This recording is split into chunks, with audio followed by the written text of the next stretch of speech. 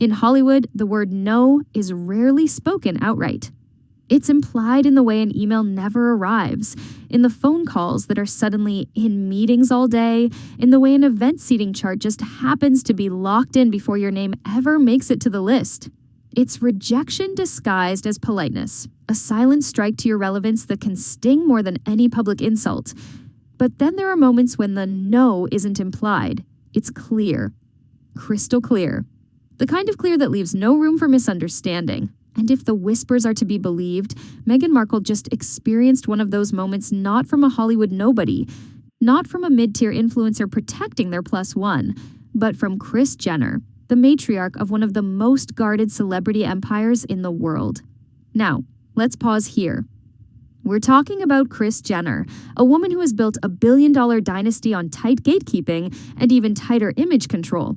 Her network isn't just a social circle, it's a curated, calculated ecosystem where every friendship, every cameo, every Instagram tag has been weighed, measured, and deemed beneficial to the brand. People don't just get into Kris Jenner's orbit. You're either invited in or you're not. And Meghan, this is someone who has sat in the highest seat of British royalty. Someone who has faced and fueled global headlines, who's been on first-name terms with presidents, prime ministers, and Hollywood's elite. Someone who knows the power of an image and the currency of a well-timed association. She's not just any celebrity knocking on the door. She's a global figure who once had the media eating out of her hand.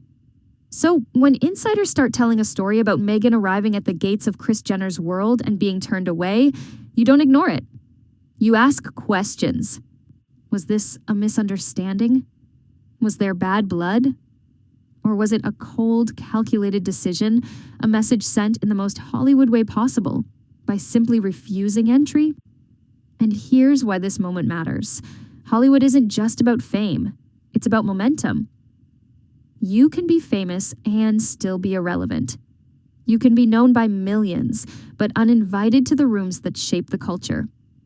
And when your name starts showing up less on the right guest lists and more in speculative gossip columns, the fall from power isn't always slow. Sometimes it's a sudden drop, and you only realize how far you've fallen when you're standing outside the gate, wondering why it won't open. Stick with me, because what's being whispered about Meghan isn't just a one-off snub. It's the kind of quiet exile that says more about her current standing in the Hollywood hierarchy than any interview, Instagram post, or red carpet appearance ever could. And the most brutal part? In this game, once the doors start closing, it's hard to stop them. The earliest rumblings of this story didn't come from tabloids. They came from those strange in-between places where Hollywood gossip is born. Not official sources, not anonymous Twitter accounts, but the kind of people who know someone who knows exactly what happened. A stylist who heard it from a makeup artist who's worked with the Kardashians. An assistant who caught a conversation over dinner in Beverly Hills. The same details cropping up from completely different corners, and all pointing to one uncomfortable picture. According to these whispers, Meghan Markle had been gently and very strategically working her way into Kris Jenner's orbit for months. It wasn't aggressive. It wasn't obvious. It was the slow dance of modern celebrity networking.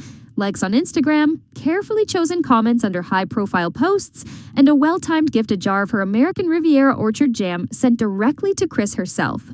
For the uninitiated, this wasn't just a jar of jam. This was Meghan's first product under her new lifestyle brand, limited, numbered, and sent to a hand-picked list of just 50 people. Every recipient was a calculated choice. People with influence, reach, or the power to amplify her brand in ways money can't buy. And it worked for a moment. Photos of Kris's jar of jam popped up online, subtly confirming that Meghan's brand had made it into one of the most exclusive homes in America. But while it looked like the start of a shiny new Hollywood friendship, something behind the scenes was shifting. Because not long after, reports began surfacing that Kris Jenner was quietly putting distance between herself and the Duchess of Sussex. Why? Some point to the optics. Meghan's public approval ratings had been slipping, not just in the UK, where that relationship has been fractured for years, but also in the US, where initial fascination was giving way to skepticism. The glow of the Oprah interview had faded. The Spotify podcast deal had ended with headlines about not meeting expectations. Hollywood, a place that thrives on forward motion, was starting to wonder if Meghan's star was moving in the wrong direction. And then came the incident that's now the centerpiece of the whole rumor. Meghan reportedly decided to drop by Kris Jenner's house. Not for a planned meeting, not for a dinner party, but for what she framed as a friendly, casual visit. In most worlds, a casual drop-in might be harmless. But Kris Jenner's world is not most worlds. Her home is her headquarters. Her guest lists are tighter than security clearance at the Pentagon. And if your name isn't on that list, whether you're an A-lister, a billionaire, or a former royal, you don't get in. According to the story, that's exactly what happened. Meghan arrived. Security, doing their job with calm precision, checked the list. Her name wasn't there. And the result was a polite but firm turnaway at the gate. No shouting. No drama. Yo? Just a controlled, unmistakable message. This is not your moment, and this is not your room. In Hollywood, that's more than a refusal. It's a signal to others that your access isn't guaranteed anymore, that maybe your presence is more risk than reward. And when the gate that's closed belongs to someone like Kris Jenner, it's not just about one night. It's about the fact that Kris is connected to everyone. If she's keeping her distance, others might follow. And in an industry built on association, that's a dangerous place to be. When Meghan launched American Riviera Orchard, she didn't just quietly put the product online and hope people stumbled across it. This was a meticulously choreographed rollout, the kind you only get one shot at. The jam wasn't on shelves. It wasn't available for pre-order. It wasn't even in the hands of paying customers. It was sent selectively to exactly 50 people. Each one a carefully chosen name with the kind of reach most brands would spend millions trying to access. And tucked somewhere on that list? Kris Jenner. A woman who knows more about building a luxury lifestyle image than most executives at Fortune 500 companies. A woman whose Rolodex contains some of the most bankable faces in Hollywood, fashion, and global media. In theory, sending Kris Jenner a jar of artisanal jam was more than a gift, it was an invitation. A subtle nod that said, I want you in my world and I want to be in yours. The packaging was as much a statement as the product itself. Cream-colored linen wrapping, a delicate handwritten label, the number, 17/50ths, in crisp ink, proof that this was exclusive, limited, one of a kind. When the first recipients started posting their jars online, the buzz was immediate. Instagram was filled with photos of perfectly staged breakfast tables and hands cradling the glass jars like they were holding a rare diamond. For a brand nobody could buy yet, Meghan had managed to create demand out of thin air. But here's the thing about influencer gifting in Hollywood, it's not really about the gift. It's about the response. Does the recipient post it, tag you, end up photographed using it? In a world where association is currency, the smallest public nod can be worth more than any formal endorsement. So, when Kris Jenner didn't flood her Instagram with praise or mention Meghan's jam in a story, people noticed. Yes, a photo of the jar surfaced online, but there was no gushy caption, no hashtag, no loved this, thank you Meghan. For someone as image-conscious as Kris, silence can be louder than a public statement. And here's where it gets interesting. Around the same time Meghan's jam was making its way into celebrity kitchens, industry insiders were noticing a shift. People who once might have jumped at the chance to align themselves with Meghan were hesitating. The jam campaign, as pretty as it looked, became a kind of quiet litmus test. If you got the gift, did you post it? Did you engage with it? Or did you keep your distance? For Kris, a woman who's built her empire by curating exactly who she stands next to, even a seemingly harmless decision like not promoting a free jar of jam can carry layers of meaning. And if you believe the whispers, Meghan's team read that silence as a warning sign, one that would prove prophetic in the weeks to come. To understand why Kris Jenner might keep her distance, you have to understand how quickly the winds of public opinion can turn in Hollywood and how ruthlessly the industry responds when they do. Meghan Markle didn't just enter the American celebrity scene quietly, she arrived like a meteor. Royal wedding, magazine covers, Oprah interview, deals with Netflix and Spotify worth tens of millions. At first, the fascination was insatiable. She was seen as the disruptor, a modernizer, someone rewriting the rules of royalty and celebrity at the same time. But fascination, is a fickle thing, and somewhere between the fairy tale wedding and the jam jar debut, the tone of the conversation started to shift. The same outlets that once celebrated her every move began running stories with sharper edges. Polls, particularly in the UK, but increasingly in the US, showed her favorability sliding. The Spotify podcast deal ended amid awkward headlines about falling short and not delivering enough content. Netflix projects struggled to generate the buzz their price tags suggested. For an industry obsessed with forward momentum, these were red flags. In Hollywood, numbers aren't just about box office returns or streaming stats. They're about relevance. If your Q score, the measure of your public appeal, drops, it doesn't matter how famous you are. People start to calculate whether being associated with you helps or hurts their own brand. And Kris Jenner, she doesn't gamble on maybes. She attaches her name, her family, and her empire to people who bring stability, excitement, or undeniable buzz, preferably all three. A sliding Q score isn't just bad optics, it's a business liability. Align with the wrong person at the wrong time, and the cost isn't just bad press, it's a dent in the carefully constructed image you've spent decades building. So when Meghan's popularity metrics began trending downward, the safe play for someone like Kris was to step back. Not with a public announcement, not with any dramatic unfollowing on Instagram, just a quiet repositioning. A few fewer texts. An invitation that never goes out. A name left off a dinner guest list. And the thing about public perception is that it feeds itself. When you're not seen at the right events, people speculate. When you're missing from the right rooms, they assume you weren't invited. And in Hollywood, assumption is often as damaging as fact. By the time rumors surfaced about Meghan's unplanned appearance at Kris Jenner's home, the narrative was already tilting in a dangerous direction. Instead of reading like a friendly drop-by, it played into an emerging storyline that Meghan was chasing connections rather than having them naturally come to her. And in this town, the difference between those two perceptions is the difference between being an insider and being locked outside the gate. If there's one thing more telling than who you're seen with in Hollywood, it's who you're not seen with. And for Meghan Markle, one of the most glaring omissions of recent months wasn't a film premiere, a red carpet gala, or even an award show. It was the wedding of Jeff Bezos and Lauren Sanchez, an event so packed with global power players it could have doubled as a G7 summit with better catering. The guest list was a glittering cross-section of billionaires, A-list celebrities, fashion icons, and political heavyweights. Tom Cruise was there, gliding through the crowd like a man born for this level of mingling. Kim Kardashian showed up in couture that seemed designed to break the internet before the vows were even exchanged.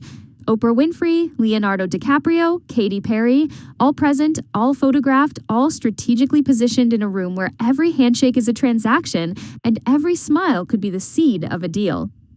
And Meghan, nowhere to be found. For someone who once counted Hollywood's top-tier elite among her acquaintances, and in some cases, her friends being absent from this particular wedding was more than just missing a party. It was missing a power moment.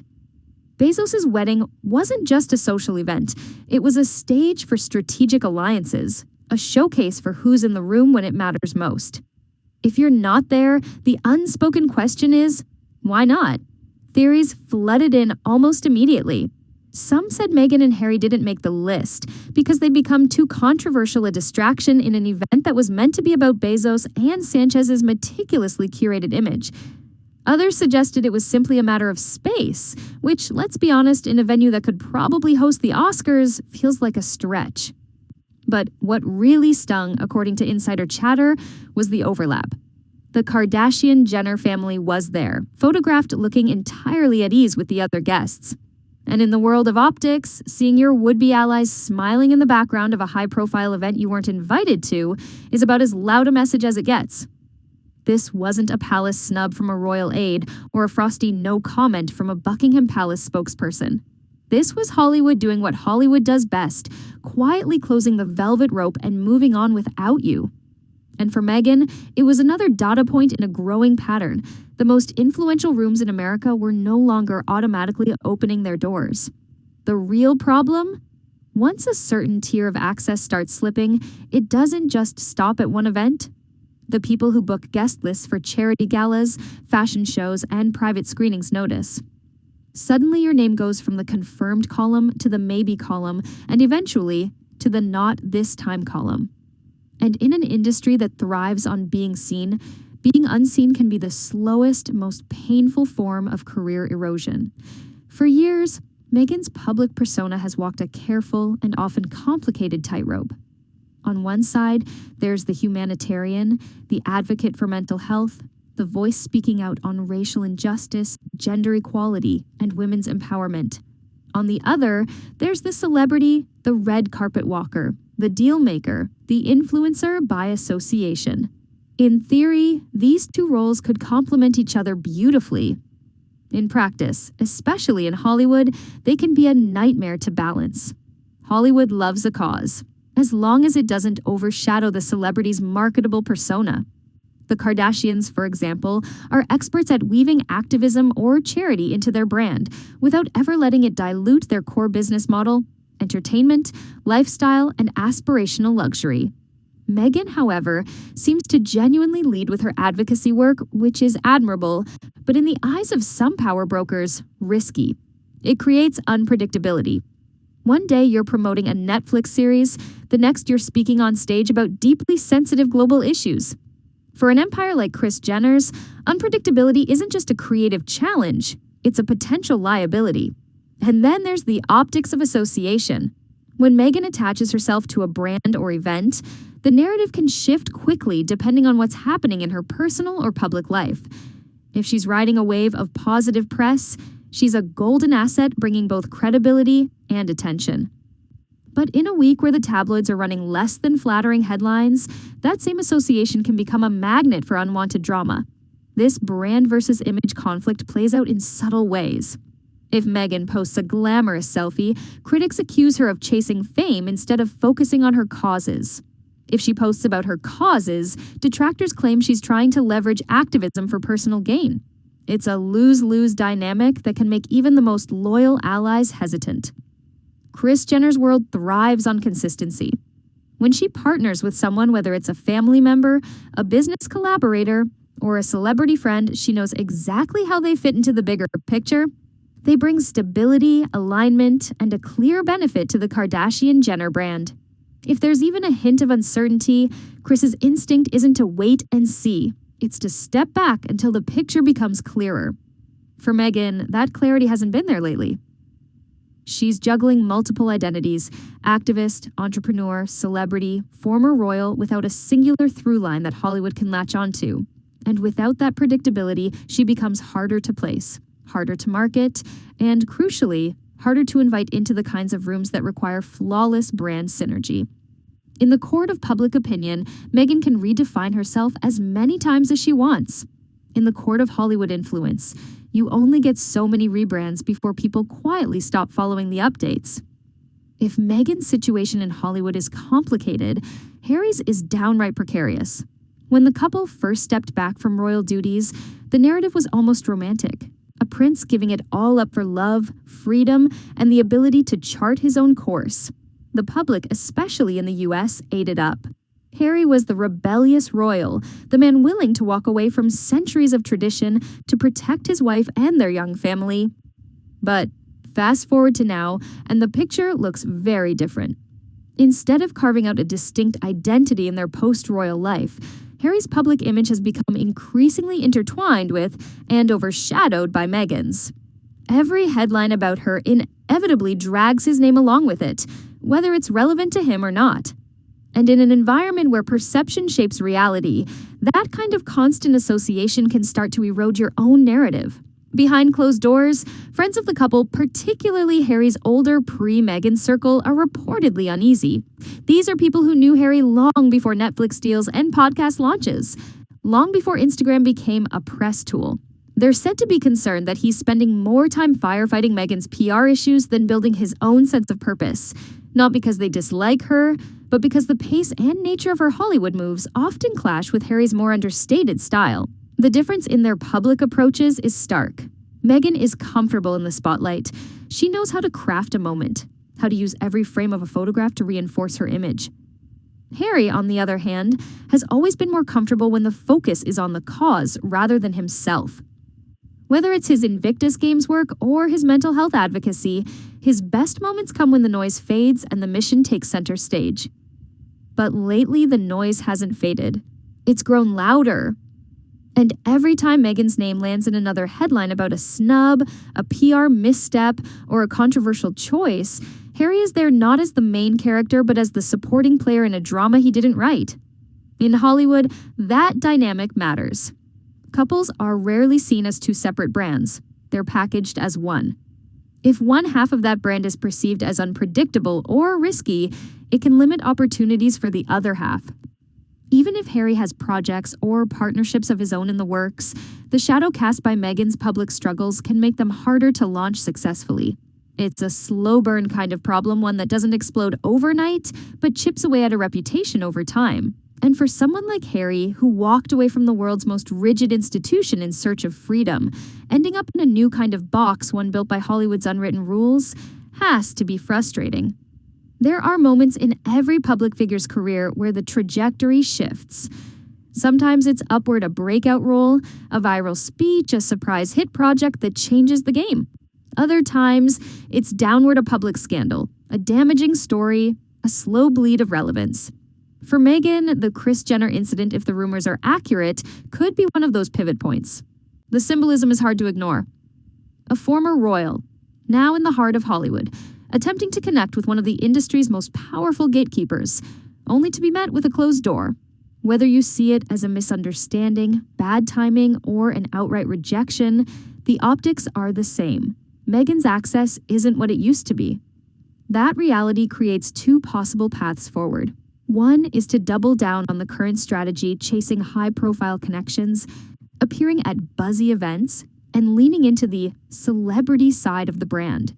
The risk that every attempt that doesn't land only reinforces the narrative of someone scrambling to stay relevant. The other path is harder, but potentially far more rewarding, rebuilding from the ground up with something that doesn't depend on borrowed light from other people's fame. That could mean developing a project so strong it stands on its own merit. A documentary that breaks records, a brand that becomes a cultural touchpoint, or a cause that dominates headlines for the right reasons. In other words, shifting from being invited to someone else's table to building a table of your own. It's not an impossible task. Some of the most enduring figures in Hollywood have come back from much worse image rehabilitations that seemed unthinkable until they happened. But they all required the same thing, a willingness to disappear from the noise, focus on substance, and reemerge with something undeniably valuable. The question is whether Meghan is willing or able to make that pivot. It would require patience, discipline, and a kind of humility that doesn't come naturally in the celebrity ecosystem. It would also require aligning her brand and her actions so they tell the same story, instead of two competing ones. For Harry, this could also be a moment of recalibration. If they're going to remain a public-facing duo, their visions need to align not just in private, but in the way they move through the public arena. Otherwise, the risk is that the distance between their individual brands will grow until one is permanently defined by the other's mistakes. In many ways, the Kris Jenner episode and the events surrounding it are less about one interaction and more about what they reveal. Doors don't close in Hollywood without reason. And when they do, the most powerful move isn't to keep knocking. It's to find a way to make the people inside come looking for you. In Hollywood, the loudest danger isn't scandal. It's silence. Scandal still means people are talking about you. And if you know how to play it, sometimes that can even be turned to your advantage. But silence means the room has moved on. The spotlight has shifted, and no one is waiting for your next move. Right now, Meghan is walking a fine line between those two states. She's still making headlines, but the tone has shifted from intrigue to skepticism, from curiosity to fatigue. And fatigue is dangerous, because when the public gets tired, they don't write you angry letters. They don't debate your actions on talk shows. They just stop. Stop watching. Stop clicking. Stop caring. For Meghan, the Kris Jenner moment isn't just a PR hiccup. It's a reflection of a deeper problem, the perception that she's chasing the wrong kind of validation. In a world where influence is currency, being seen at the right parties and aligned with the right people can open doors, but only if you've already built something people value. Otherwise, it looks less like networking and more like clinging. And then there's Harry. Once his story was about breaking free from the world's most rigid monarchy to live life on his own terms. Now, too often it feels like he's a passenger in a narrative he can't control. Every misstep, every awkward headline pulls him further away from the purpose he seems so eager to embrace after leaving the palace. But here's the thing. This doesn't have to be the end of the story. Hollywood loves a comeback almost as much as it loves a downfall. The key is knowing when to pull back, regroup, and re-enter the scene with something undeniable. Not borrowed prestige, not recycled talking points, but work, substance, and proof that you belong in the conversation because you've earned it. Meghan still has the name recognition, the media savvy, and the connections to pull off that kind of reinvention. Harry still has the global goodwill and the credibility that comes from his charitable work. If they were to align those strengths, focus less on optics and more on outcomes, they could shift the entire narrative. But the clock is ticking, because in this town, relevance has an expiration date. And when the invitations stop, when the phones go quiet, when the photographers turn their lenses elsewhere, it's almost impossible to get that attention back. So maybe the real question isn't what Meghan's next move will be. It's whether she understands that the game she's been playing, the one built on proximity and perception, is already slipping away. And in Hollywood, once you're on the outside looking in, there's no guarantee anyone will open the door again.